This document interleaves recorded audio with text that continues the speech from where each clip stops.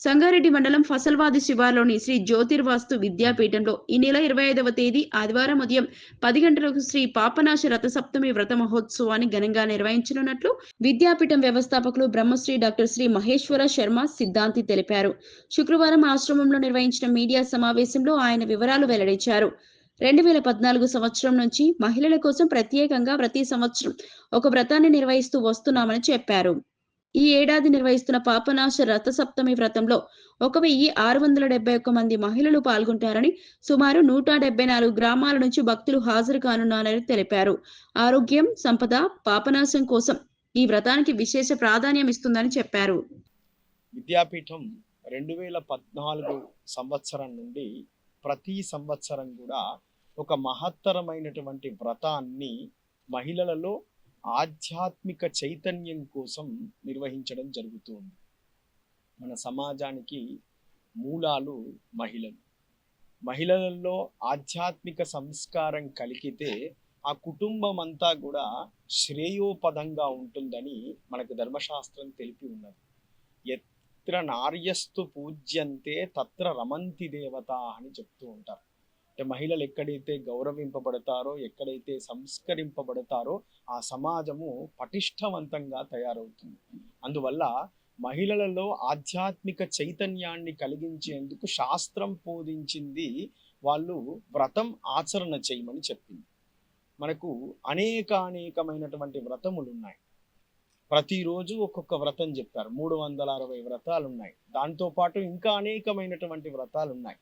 వాటి యొక్క విజ్ఞానాన్ని, వాటి ఫలితాన్ని కలిగించాలని శ్రీ జ్యోతిర్వాస్తు విద్యాపీఠం ప్రతి సంవత్సరం ఒక అత్యద్భుతమైనటువంటి వ్రతాన్ని ఎంపిక చేసి ఆ వ్రతాన్ని సహస్రాధిక మహిళల చేత ఏకకాలంలో నిర్వహించి తరిస్తూ ఉంది.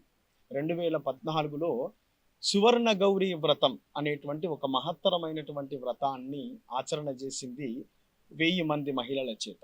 తర్వాత సంపత్ గౌరీ వ్రతాన్ని 1200 మంది మహిళల చేత, ఆముక్తాభరణ సప్తమి అనేటువంటి వ్రతాన్ని 1700 మంది మహిళల చేత, ఇట్లా ఒక్కొక్క వ్రతం, పాశుపత వ్రతం, చంపాషష్ఠి వ్రతం, ఇట్లా అనేక రకాలైనటువంటి వ్రతాలను ఆచరణ చేస్తూ ఉంది.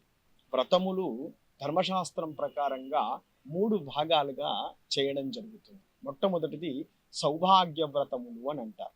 స్త్రీకి అత్యంత గొప్పనైనటువంటిది భర్త యొక్క క్షేమం, కుటుంబం యొక్క క్షేమం. సౌభాగ్యము శ్రీ జ్యోతిర్వాస్తు విద్యాపీఠం ఈ సంవత్సరం సంకల్పం చేసి ఉన్నది. 1671 మంది మహిళలు ఈ వ్రతాన్ని ఆచరణ చేస్తూ ఉన్నారు ఏకకాలంలో. 819 మంది కింద కూర్చొని, 852 మంది చైర్లలో కూర్చొని ఈ వ్రతాన్ని ఆచరణ చేస్తూ ఉన్నారు. 174 మంది గ్రామాల ప్రజలు ఇందులో పాల్గొంటూ ఉన్నారు. వ్రతంలో నమోదు చేసుకుని ఉన్నారు ఇప్పటికీ. ఇక ఈ వ్రతాన్ని 8 సంవత్సరాల పిల్ల వయస్సు నుంచి పుణ్య స్త్రీలు, అంటే భర్త ఉండేటువంటి స్త్రీల వరకు ప్రతి ఒక్కరూ ఈ వ్రతాచరణ చేయవచ్చు. ఎరుపు రంగు చీరలను ధరించి ఈ వ్రతాన్ని ఆచరణ చేయమని, ద్వాదశాదిత్యులను అంటే 12 ఆదిత్యులను ఈ వ్రతంలో పూజ చేసిన ఎడల మనం చేసినటువంటి పాపం అంతా కూడా పరిహరింపబడుతుందని మనకు ధర్మశాస్త్రములు ప్రబోధిస్తూ ఉన్నాయి.